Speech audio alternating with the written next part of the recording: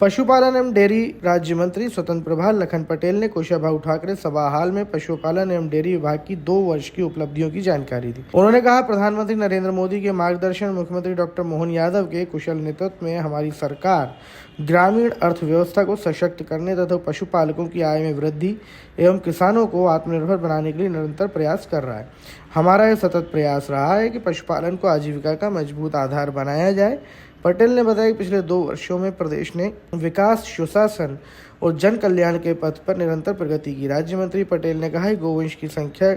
के मामले में मध्य प्रदेश का देश में दूसरा स्थान है। प्रदेश के 1.87 करोड़ गाँवों में लगभग 70% गोवंश अवर्णित नस्ल के हैं। शासन द्वारा निराश्रित गोवंश के व्यवस्थापन के लिए लगभग 2500 से अधिक गौशालाओं में 4,75,000 से अधिक निराश्रित गोवंश को आश्रय दिया गया है।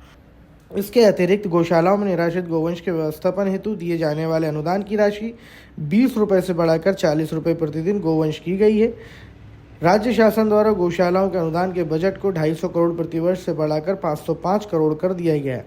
जिसमें 369.02 करोड़ की राशि गौशालाओं को वितरित की जा चुकी है। वर्गों के लिए 33% और 25% अनुदान देते हैं। लगभग अगर हम उसको संख्या में राशि में कन्वर्ट करें तो लगभग 90 लाख के आसपास वो अनुदान होगा। और एक और महत्वपूर्ण योजना, जैसा हम सब जानते हैं कि आज निराश्रित गौवंश जो पूरे सड़कों पर है उसको व्यवस्थित करने के लिए हमने एक महत्वपूर्ण माननीय मुख्यमंत्री के नेतृत्व में एक योजना बनाई है, स्वावलंबी गौशाला योजना, जो कि हमारे अभी 29 तारीख को उसका टेंडर 20 जगह हमने अभी निकाला है और 29 तारीख को उसके अंतिम तारीख है, जिसमें पूरी संभावना है कि प्रदेश से कई जगह से लोग आकर के उसमें पीपीपी मॉडल में काम करने को तैयार हैं। उस योजना में बहुत विस्तार से तो नहीं जाना, आपके पास सब उपलब्धता है। हम लोग मिनिमम 5,000 गौवंश उसमें रखने की व्यवस्था होगी, जिसमें 30% वो दुधारू जानवर भी रख सकेगा, पशु भी रख सकेगा वहां पर। अभी जैसे मैंने बताया कि 20 अभी हमने टेंडर जारी किए, 20 जगह 19 जिलों में 20 जगह हमने अभी स्थान चिन्हित करके और टेंडर जारी किए हैं। जैसा हम सब जानते हैं कि हमारे यशस्वी मुख्यमंत्री जी का एक सपना है कि हमारा जो अभी मध्य प्रदेश दुग्ध उत्पादन में 9% है,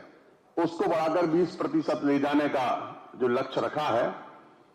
वो निश्चित रूप से हम लोग पूरा करेंगे। और जैसा हम जानते हैं कि अभी एनडीडीबी के माध्यम से जो हमने पिछली बार अप्रैल के माह में हमारे यशस्वी गृह और सहकारिता मंत्री आदरणीय अमित शाह जी के सामने एमओयू हुआ था, उसके परिणाम अब हमको दिखने लग गए। जैसा पहले लगभग 9 लाख लीटर प्रतिदिन हम दुग्ध कलेक्शन करते थे,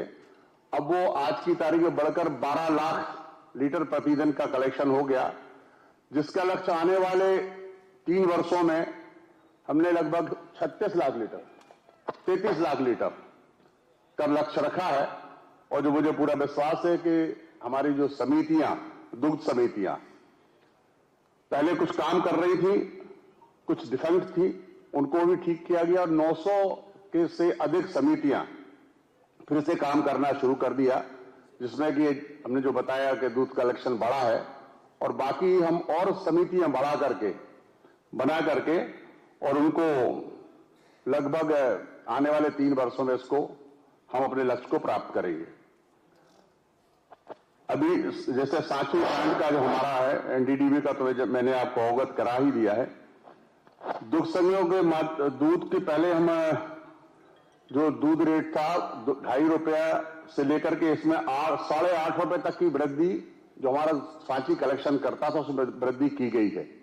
जिसका मैं अभी हमारा एक अभियान चल रहा है, दुग्ध संपर्क अभियान। उसमें हम लोग जब गए हैं तो वहां पर लोगों के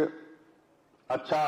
परिणाम भी, मतलब अच्छा उनको लगा भी, और हम लोगों से बात भी की और उनसे मिलने के साथ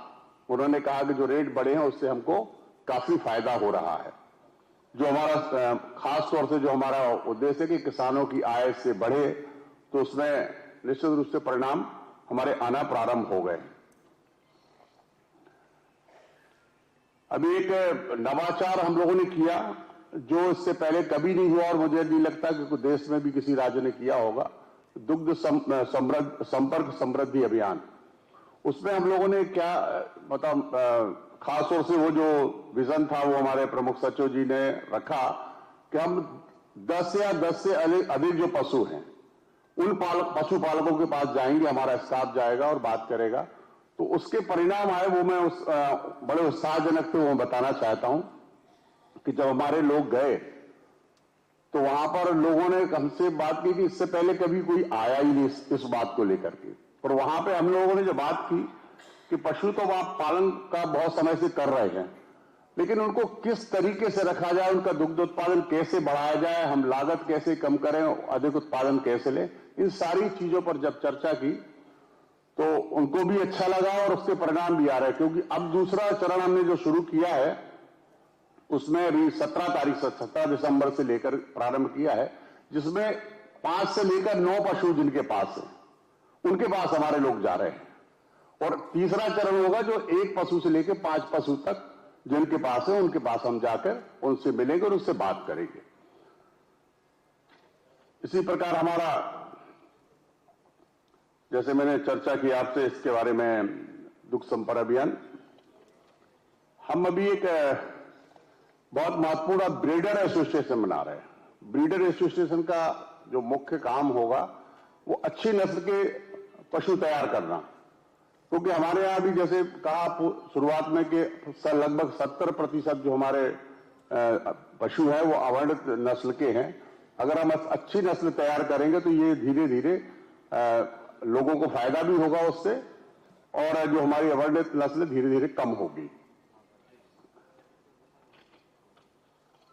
अभी हमने इन 2 वर्षों में विभाग ने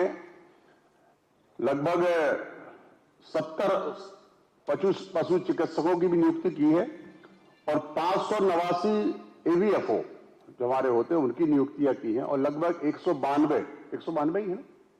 192 हमारे अभी आने वाले कुछ दिनों में पशु शल्य चिकित्सक जो हैं उनकी भी पदस्थापना, क्योंकि पीएससी से इंटरव्यू होने वाले हैं तो मुझे लगता है 2-3 महीने के अंदर उनकी भी पदस्थापना करके हम विभाग में और लोगों को जोड़ सकेंगे, जिससे कि अधिक से अधिक हम नीचे तक जा सकें। अभी इसमें जैसे विश्वविद्यालय में जब जो बच्चे पढ़ते हैं, और बहुत पुरानी मांग थी उनकी कि जो स्टाइपेंड हम ट्रेनिंग में देते हैं इसके समय पे, इंटर्नशिप के समय पे, तो पहले वो काफी कम था। अब उसको लगभग 52% बढ़ा के 10,000 रुपया प्रतिमाह कर दिया उनका। तो ये बहुत बड़ा काम है, जो विद्यार्थियों की काफी समय से मांग थी उसको पूरा कर दिया गया है। मैं आपको अवगत कराना चाहता हूं कि हमारे विभाग का बजट 22-23 में जब था तो 1450 करोड़ था, जो उसके विरुद्ध आज की तारीख में हमारा बजट 2483 करोड़ रुपया का प्रावधान किया गया है, जो 22-23 की तुलना में 71%, 71% की वृद्धि है।